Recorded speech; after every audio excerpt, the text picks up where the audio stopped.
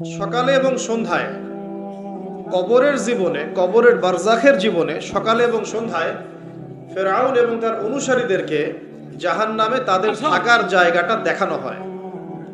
মানে জাহান্নামে কোথায় তাদেরকে রাখা হবে এই জায়গাটা সকাল সন্ধ্যায় তাদের সামনে উপস্থাপন করা হয় কবরের মধ্যে। কবর একটা মানুষের জন্য জান্নাতের টুকরা হবে, অথবা হবে কি জাহান্নামের গর্ত। আলোচনা খুব লম্বা হবে না, তো আমরা যতক্ষণ আলোচনা করব একটা সুশৃঙ্খল ইসলামিক পরিবেশ আশা করছি আপনাদের কাছ থেকে। আর আলোচনা গতানুগতিক যেমন হয় ইনশাআল্লাহ তেমন হবে না। তো প্রতিটা লাইন এবং ফেজ বা অধ্যায়গুলো খুব ভালো করে বুঝতে হবে। এখানে মনোযোগ হারিয়ে ফেললে, দুনিয়াবি কাজে ব্যস্ত থাকলে, আপোষে কথাবার্তা বললে, মোবাইল ফোনে বেশি ব্যস্ত থাকলে এবং বক্তার সাথে সেলফি তোলা বা ছবি তোলা, ভিডিও করা, দেখা, এগুলোতে বেশি ব্যস্ত থাকলে আপনি আপনার নূর এবং মারেফতটা হারিয়ে ফেলবেন। এবং যেহেতু এটা একটা দ্বীনি মজলিস, এটা কোনো যাত্রার মঞ্চ নয়, এটা কোনো পালা গানের আসর নয়, বা এটা কোনো কনসার্ট নয়, এটা কোরআন এবং হাদিসের মজলিস। কোরআন এবং হাদিসের মজলিসে যিনি বক্তব্য দিবেন তাকেও আদব রক্ষা করে বক্তব্য দিতে হবে, এবং যারা বসবেন শ্রোতা হিসেবে তাদেরকেও আদব রক্ষা করেই বসতে হবে। সূরা হুজুরাতের প্রথম দিকে যে আয়াতগুলো আছে এগুলো পড়লে দেখবেন।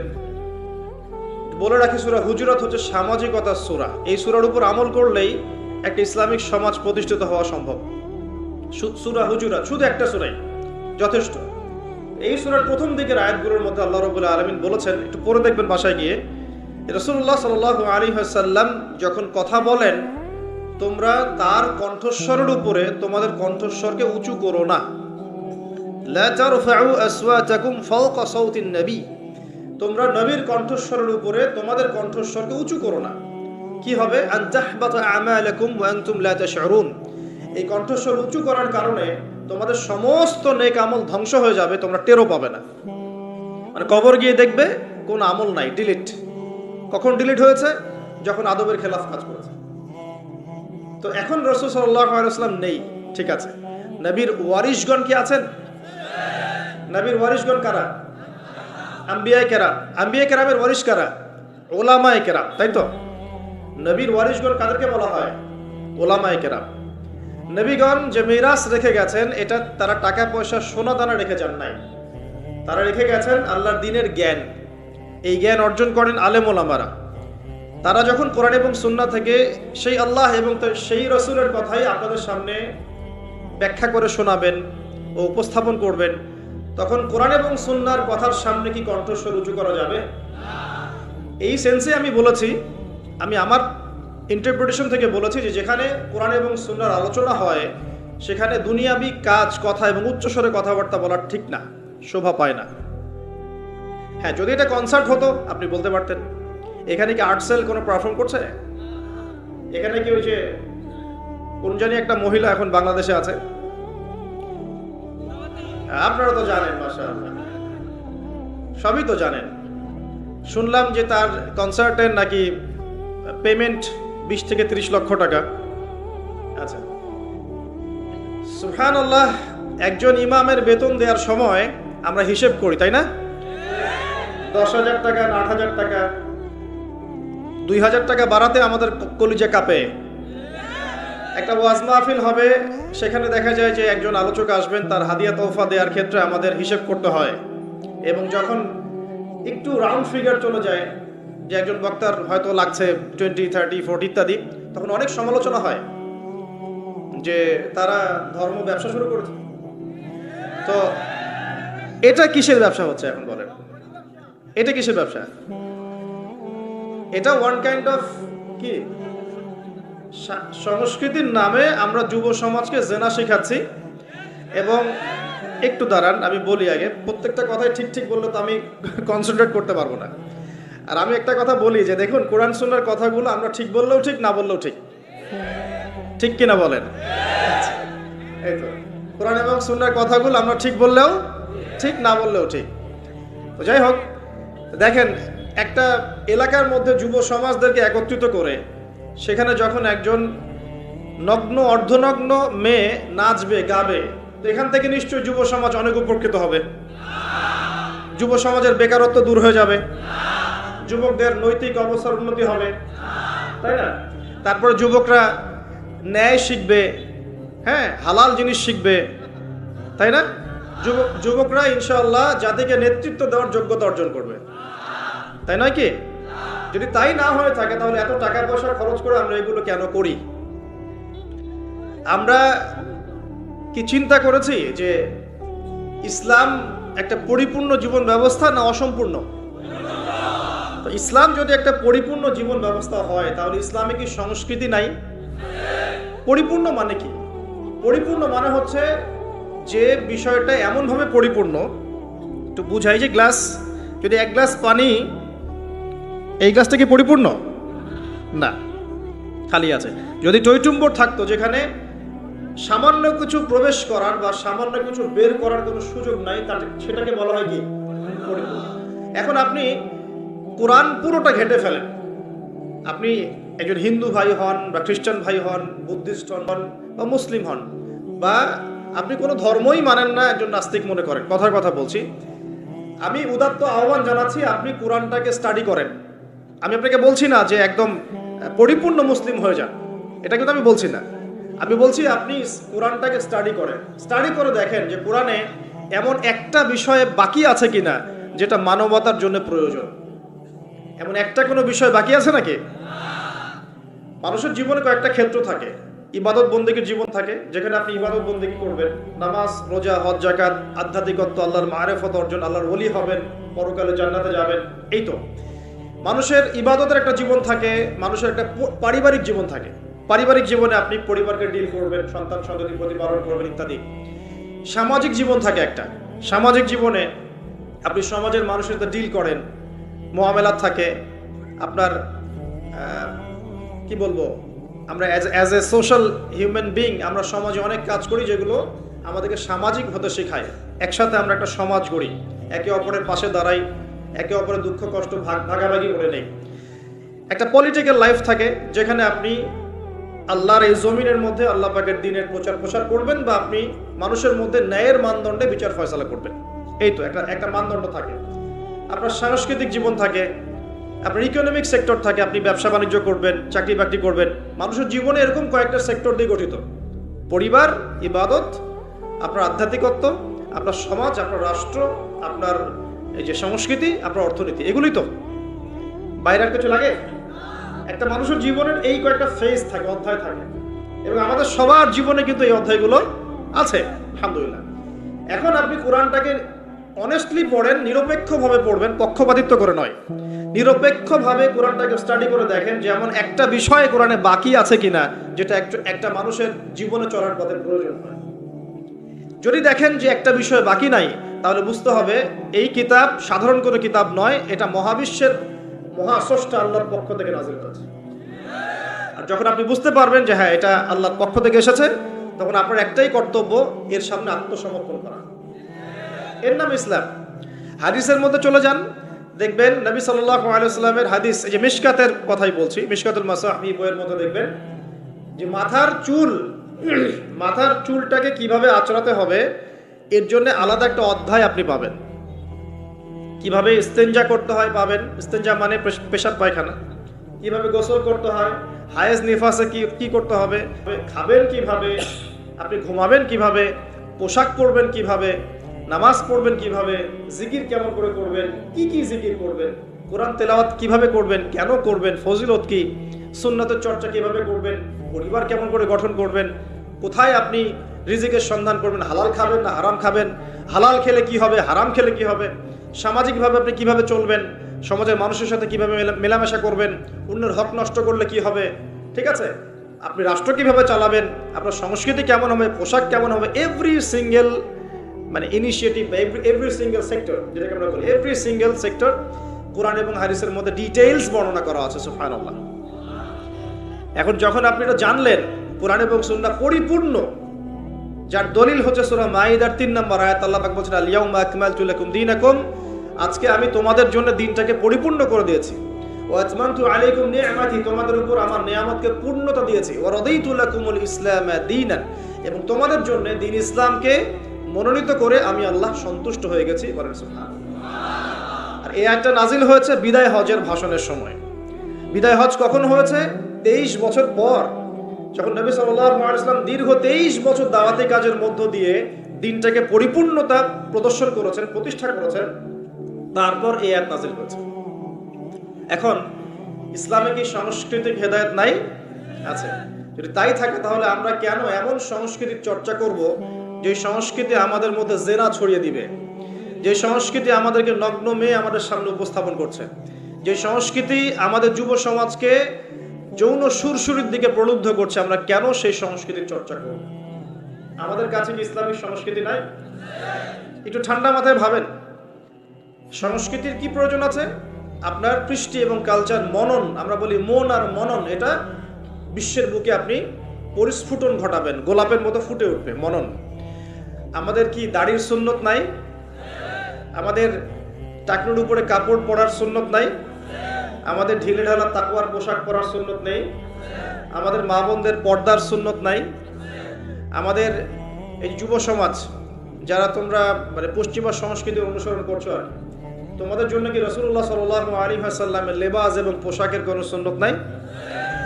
মিউজিক পছন্দ করেন মনে করেন আপনি, আপনার জন্য কি ইসলামিক নাশিদ নাই? নাই। আপনি ধরেন মুভিজ পছন্দ করেন, ইসলামিক ভালো কোনো মুভিজ নাই? আপনি উৎসব পছন্দ করেন, ইসলামিক উৎসব নাই? আচ্ছা, এর পাশাপাশি এমন উৎসব বা এমন সংস্কৃতির চর্চা করা যাবে যেগুলো কোরআন এবং সুন্নাহর সাথে সাংঘর্ষিক নয়।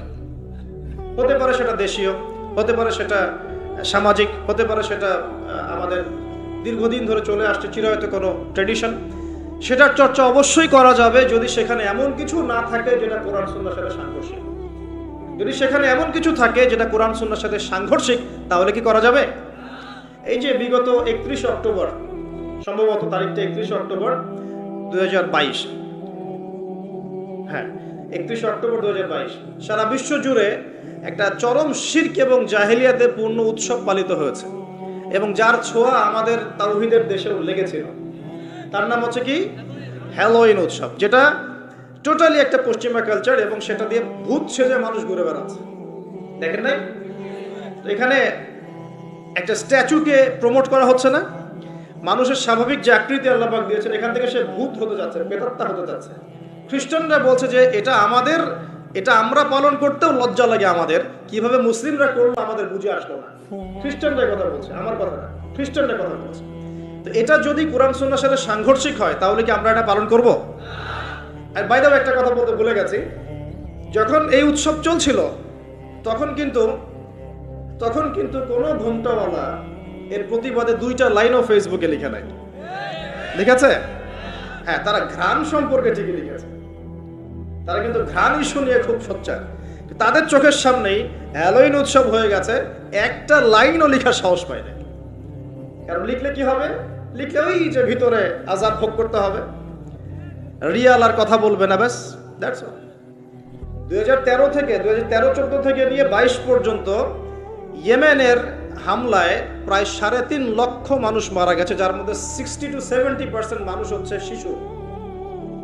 2013 থেকে 2022 পর্যন্ত ইয়েমেনে যে হামলাগুলো হয়েছে, এতে প্রায় 3 থেকে 3.5 লক্ষ মানুষ মারা গেছে, যার মধ্যে 60 to 70% মানুষ হচ্ছে শিশু। একটা লাইনও লেখার সাহস তারা পায়নি। পক্ষে বিপক্ষে একটা কথা বলারও সুযোগ, ফুরসত, তাকওয়া, ঈমান তাদের ভিতর থেকে বের হয়নি। এই তো কয়েকদিন আগে বাংলাদেশে একটা আন্দোলন হয়েছিল, রাসূল সাল্লাল্লাহু আলাইহি ওয়াসাল্লাম এবং আয়েশা রাদিয়াল্লাহু আনহার চরিত্র নিয়ে কটূক্তি করা হয়েছে, মনে আছে কি? মানুষ খুব সহজে ভুলে যায়, এটা স্মার্টফোনের যুগ।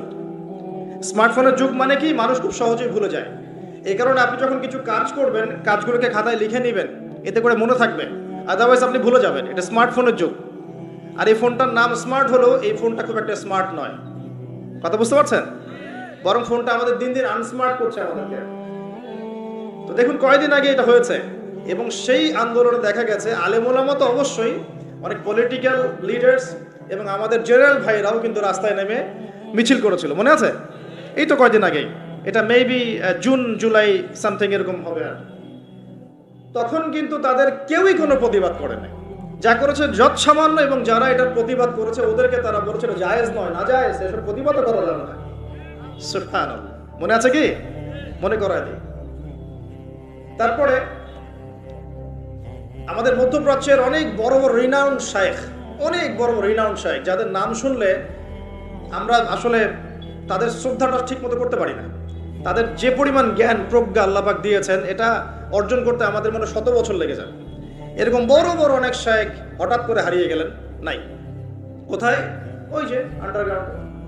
কি হয়েছে? হকপন্থী, হকের কথা বলেছেন কিছু, কি করেছে?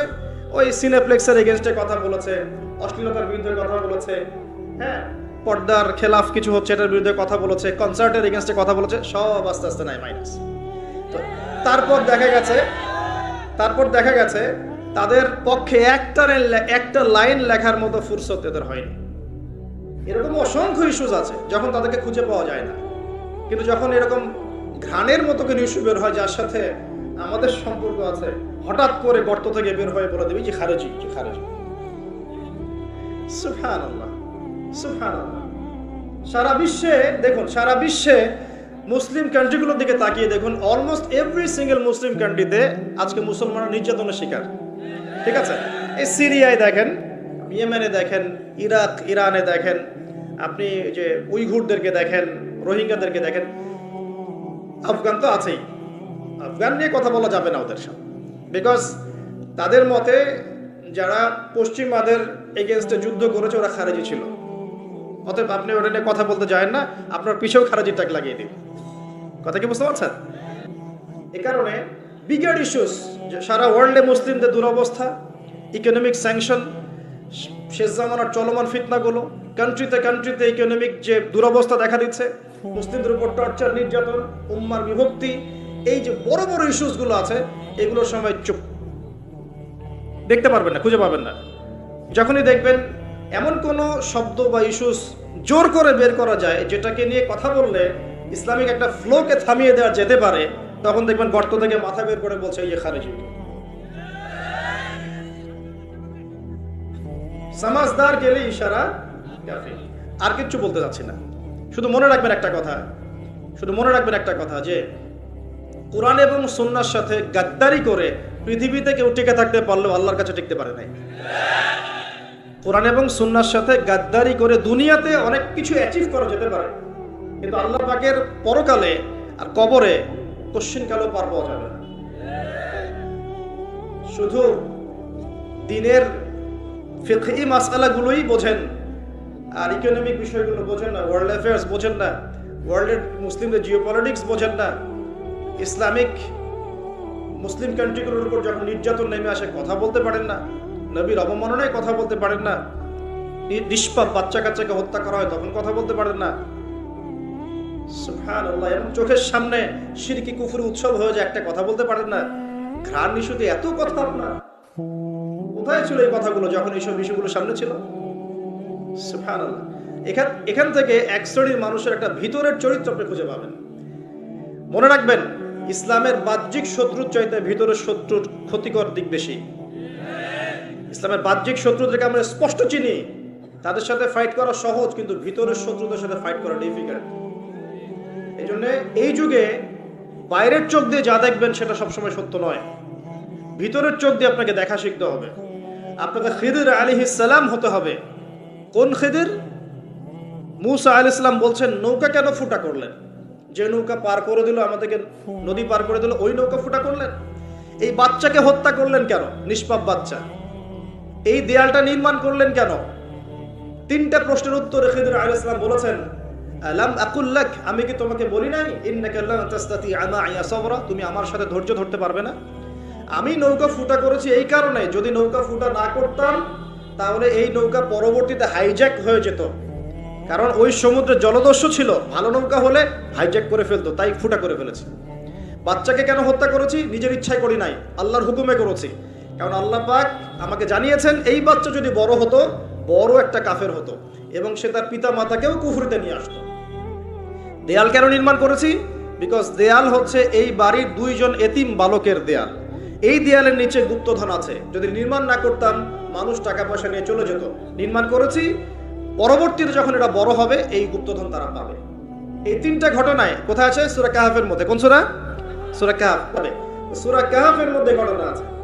এখানে খিদির আলাইহিস সালাম যা করছেন, তিনি ইন্টারনালি বিষয়গুলোকে অবজার্ভ করছেন। আল্লাহ পাকের নূর, আল্লাহর দেয়া বসিরা এবং মারিফত দিয়ে তিনি দেখছেন। আর মূসা আলাইহিস সালাম বাহ্যিকভাবে দেখছেন, নৌকা কেন ফুটা করলেন, বাচ্চা কেন হত্যা করলেন, দেয়াল কেন নির্মাণ করলেন।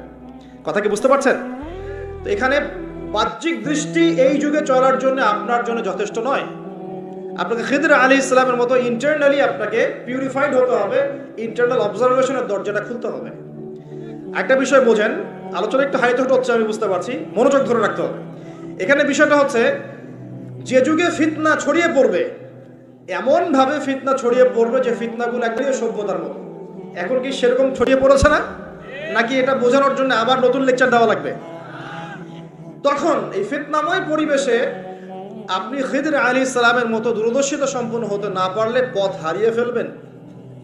শুধু তাই নয়, এই যুগে বাহ্যিক চোখ দিয়ে যা দেখা যাবে সব সময় তা সত্য হবে না। এই তিনটা ঘটনায় ভিজুয়াল ওয়ার্ল্ড বলি আমরা, যেটা বাহ্যিক পৃথিবী এবং রিয়েলিটি বাস্তবতা, এর মধ্যে আসমান জমিন পার্থক্য ছিল। ওই নৌকা ফুটা করে কি খিদির আলাইহিস সালাম সত্যি ভুল করেছিলেন? আচ্ছা, ওই বাচ্চাকে হত্যা করে কি তিনি অন্যায় করেছিলেন? দেয়াল নির্মাণ করে কি তিনি বোকার মতো কাজ করেছেন? এই ভিজুয়াল ওয়ার্ল্ডে আপনি যা দেখছেন তার সবকিছু সত্য নয়। আপনি দেখছেন বিশ্ব পুরো এগিয়ে যাচ্ছে, তাই না? এটা বাহ্যিক চোখ আপনার, কিন্তু আল্লাহর মারিফত দিয়ে দেখলে আপনি বুঝতে পারতেন বিশ্ব আগাচ্ছে ঠিকই, বাট কিয়ামতের দিকে। কিসের দিকে? বিশ্ব আগাচ্ছে ঠিকই, বাট নিউক্লিয়ার কোন যুদ্ধের দিকে।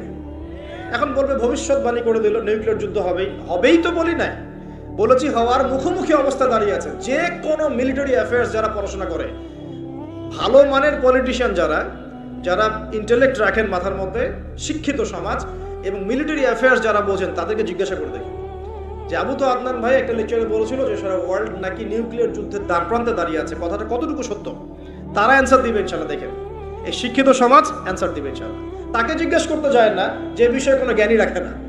স্যার, যারা এই সেক্টরে পণ্ডিত তাদেরকে জিজ্ঞাসা করে, তারা বলবে যে হ্যাঁ, এটা মুখোমুখি দাঁড়িয়ে আছে, যে কোনো সময় হতে পারে। আমরা নিউক্লিয়ার যুদ্ধ হবে কিনা তা তো আর আমরা কোরআন সুন্নাহয় পাইনি। এতটুকু পেয়েছি, মালহামা হবে। কি হবে? মালহামা মানে মহাযুদ্ধ। এটা বিভিন্ন কান্ট্রির মধ্যে জড়িয়ে পড়তে পারে, আল্লাহু আ'লাম বিসসাওয়াব। এতটুকু জেনেছি, ইরাকের ইউফ্রেটিস নদীর সোনার পাহাড়কে কেন্দ্র করে বিশাল যুদ্ধ হবে, এটা জেনেছি, হাদিসে আছে। শুধু তাই নয়, নবী সাল্লাল্লাহু আলাইহি ওয়াসাল্লাম বলেছেন প্রতি 100 জনের মধ্যে, প্রতি 100 জনের মধ্যে 99 জন মানুষ ওই যুদ্ধে মারা যাবে।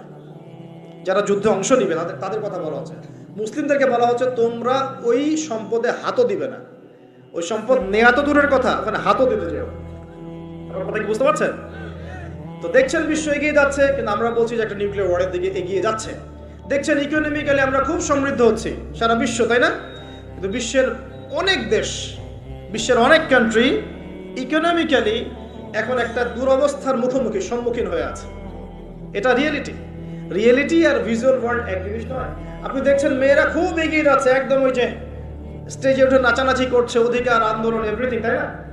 কিন্তু বাস্তবতা কি জানেন? বাস্তবতা হচ্ছে আমাদের মা বোনরা বেপর্দা হচ্ছে দিন দিন বেশি, এবং তারা এগিয়ে যাচ্ছে জাহান্নামের দিকে।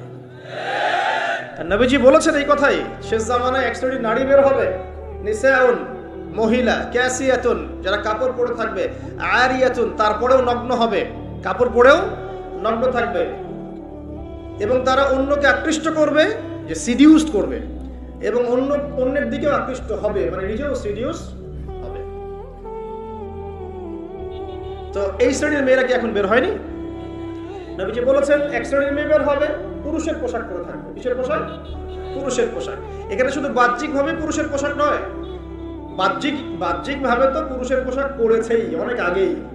যার নেই যে বনানী, শপিং মলস, গুলশান, ঢাকার big cities, mega cities, mega পয়েন্টগুলোতে যান, আপনি নিজের চোখেই দেখতে পাবেন। আপনার এখানেও আছে? আচ্ছা, যাই হোক, হ্যাঁ, থাকতেই পারে, কারণ এগুলো তো এখন ছড়িয়ে পড়েছে কিভাবে? এই যে মোবাইল ফোনের মাধ্যমে। এমন কোনো জায়গা নাই এখন